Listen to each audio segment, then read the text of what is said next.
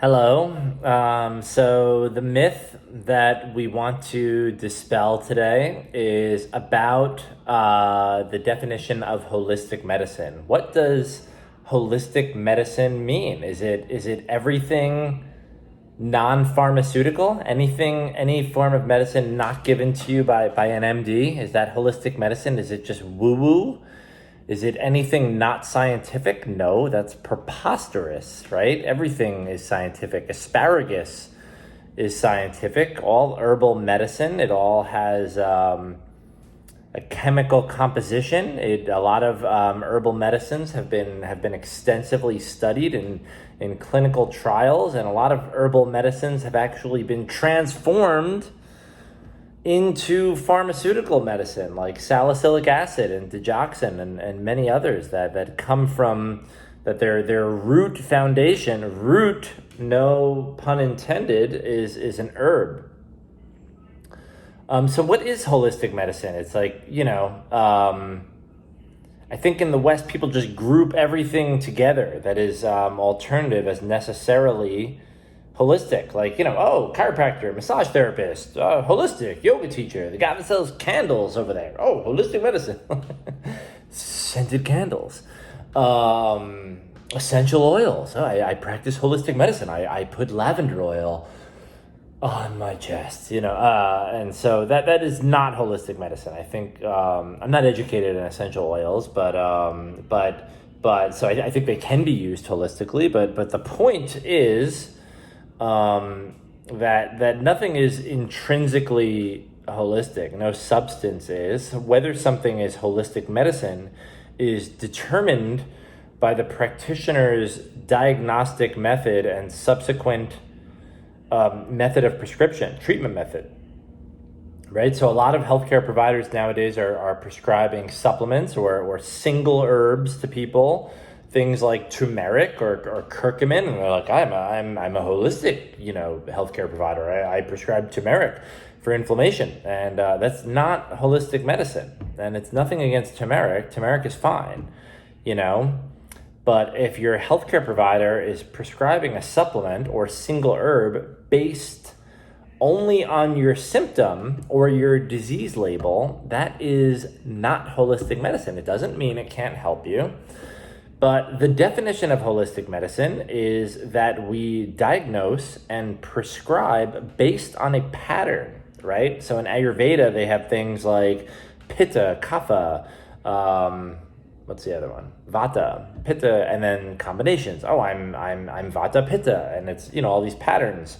I'm not an Ayurvedic doctor, but I'm a traditional Chinese medicine practitioner. I'm an acupuncturist. And so in Chinese medicine, we have patterns, and the patterns, they sound like a weather forecast. It's like everybody's either damp or dry or cold or hot, or a combination of some of them. It's damp heat or damp cold, right? And it's in different organ channels. Is this person's damp cold in the lungs? That other person's damp and hot in the intestines? Right? And usually these things they sound funny to Westerners. They don't sound biomedical, but they translate biomedically, right? So a lot of times they're just referring to like where people have fluid retention or inflammation and the nature of it and which organ is primarily affected, right? It's just kind of, the difference is mostly in semantics. It's not in the diagnosis itself, right? But then we prescribe to the pattern, right? And so when people say, take ginger for digestion or take peppermint for digestion, well, which one, right? These are two different substances. Peppermint is very cold. It's very cooling. Ginger is very warm. It's very spicy. It's what we call acrid, right? So if somebody has stomach problems because their stomach or pancreas or metabolic function is too cold, right? Too much vasoconstriction in their digestive system, not enough blood flowing, then peppermint is cold. And they're not going to like that. That's going to make them worse. So turmeric, right? It says that orange warming color. It's very warm. So if the nature of somebody's inflammation is very cold, turmeric's going to be great. I mean, it's not necessarily how I work and prescribe.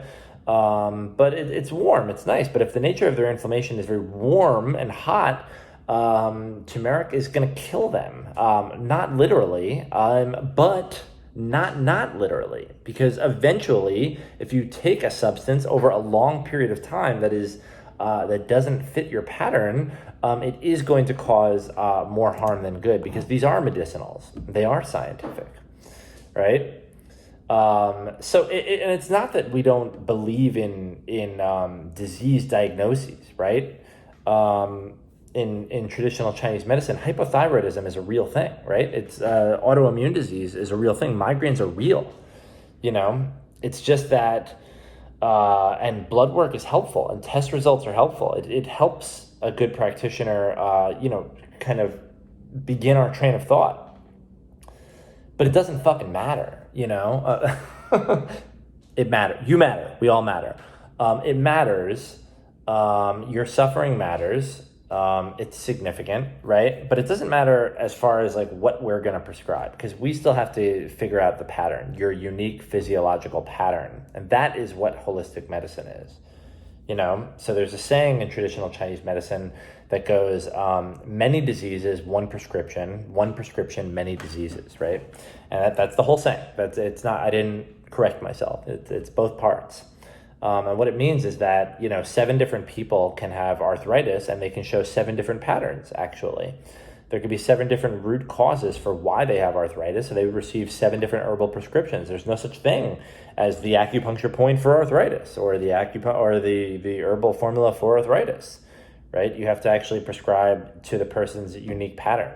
And at the same time, 7 people can come into the office with 7 different disease labels. One has arthritis, one has hypothyroid, one has migraines, another person has IBS, but they might all have the same pattern, right? It might always be in sometimes like this cold and damp pathology obstructing their pancreas or stomach. That's a very common pattern. And so they would all get the same herbal formula. And from a Western point of view, it's like, how can you give them the same prescription? They have a different disease.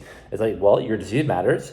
But for our purposes, the pattern, the individual physiological pattern matters more. And that is the only expression of holistic medicine.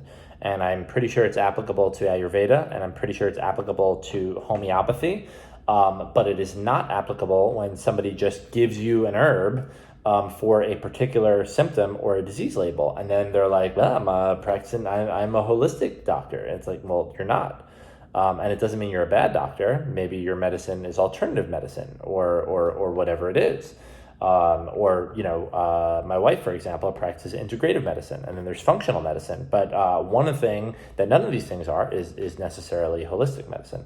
And so we should discern that and not just label holistic medicine as anyone with scented candles, burning incense, wearing a dashiki. That is not that does not make you a holistic medicine practitioner, by any standard.